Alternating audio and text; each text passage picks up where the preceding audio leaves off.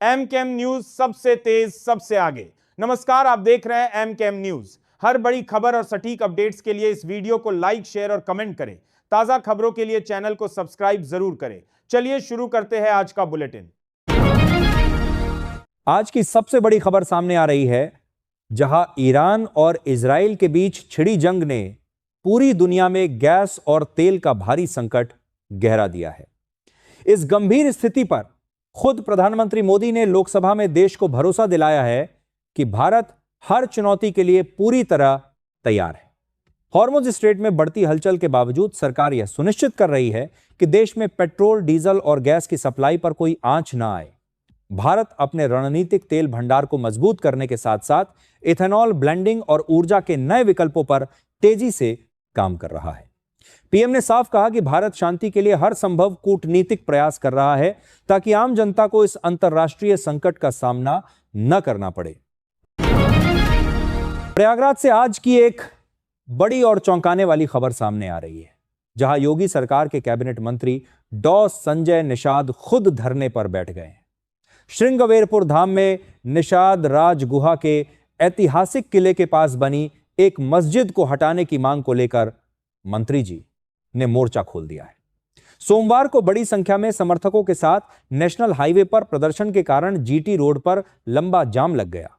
संजय निषाद का कहना है कि यह स्थल धार्मिक और ऐतिहासिक रूप से बेहद महत्वपूर्ण है, इसलिए वहां से अवैध कब्जे हटाकर क्षेत्र को तुरंत संरक्षित किया जाना चाहिए। प्रशासन अब इस संवेदनशील मामले को सुलझाने की कोशिश में जुटा है। देश की सुरक्षा व्यवस्था से जुड़ी आज की एक बड़ी खबर सामने आ रही है, जहां गृह मंत्री अमित शाह आज राज्यसभा में एक ऐतिहासिक विधेयक पेश करने जा रहे हैं। यह बिल सीधे तौर पर कैफ और आईपीएस अधिकारियों के बीच के सालों पुराने विवाद को सुलझाने के लिए लाया गया है। दरअसल मई 2025 में सुप्रीम कोर्ट ने आदेश दिया था कि सशस्त्र बलों में आईपीएस अधिकारियों की तैनाती कम की जाए और उनके अपने कैडर के अफसरों को आगे बढ़ने का मौका मिले। इस नए कानून के आने से अब सीमा सुरक्षा बल और सीआरपीएफ जैसे बलों के प्रमोशन और प्रशासन में बड़े बदलाव देखने को मिलेंगे, जिससे हजारों जवानों और अधिकारियों के भविष्य पर सीधा असर पड़ेगा। राजधानी दिल्ली से एक बड़ी और सनसनीखेज खबर सामने आ रही है, जहां अवैध रूप से रह रहे बांग्लादेशियों के खिलाफ अब तक का सबसे बड़ा सर्च ऑपरेशन चलाया जा रहा है। पिछले 9 महीनों के भीतर दिल्ली पुलिस ने 1500 से ज्यादा अवैध प्रवासियों को पहचान कर उन्हें डिपोर्ट कर दिया है। बताया जा रहा है कि पहलगाम आतंकी हमले के बाद इस अभियान में भारी तेजी आई है, जिसके तहत जून 2025 से अब तक पकड़े गए लोगों की संख्या पिछले रिकॉर्ड से दोगुनी हो गई है।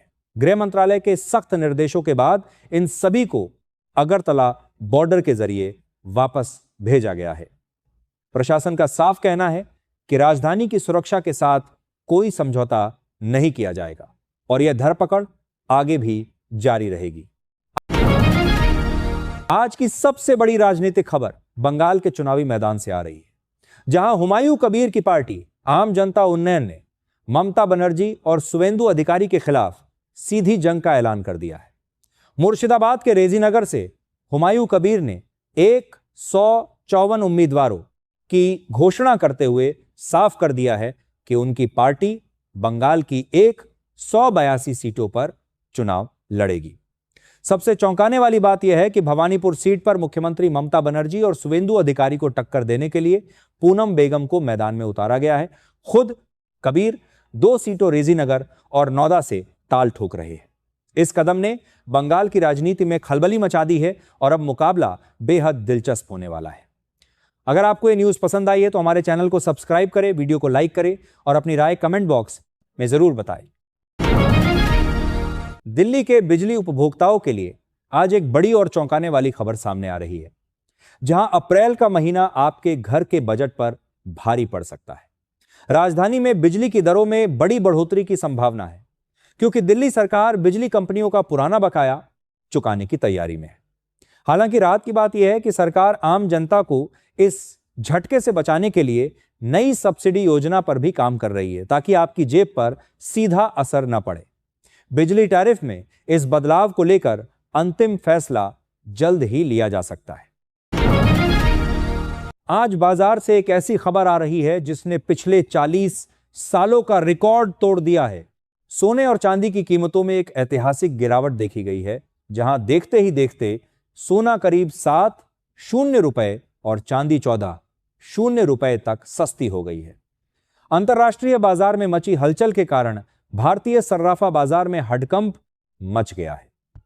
जानकारों का कहना है कि जो लोग शादी ब्याह के लिए खरीदारी करना चाहते हैं या निवेश की योजना बना रहे हैं, उनके लिए यह पिछले 4 दशकों का सबसे सुनहरा मौका साबित हो सकता है।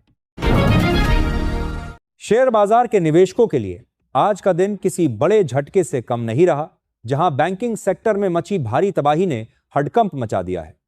सोमवार को बैंक निफ्टी 3% से ज्यादा टूट गया, जिससे HDFC और SBI जैसे बड़े बैंकों के शेयर अपने निचले स्तर पर पहुंच गए हैं। कच्चे तेल की बढ़ती कीमतों और विदेशी निवेशकों की भारी बिकवाली ने बाजार पर इतना दबाव बना दिया है कि निवेशकों के करोड़ों रुपए डूब गए। जानकारों का मानना है कि फिलहाल सावधानी बरतने की जरूरत है।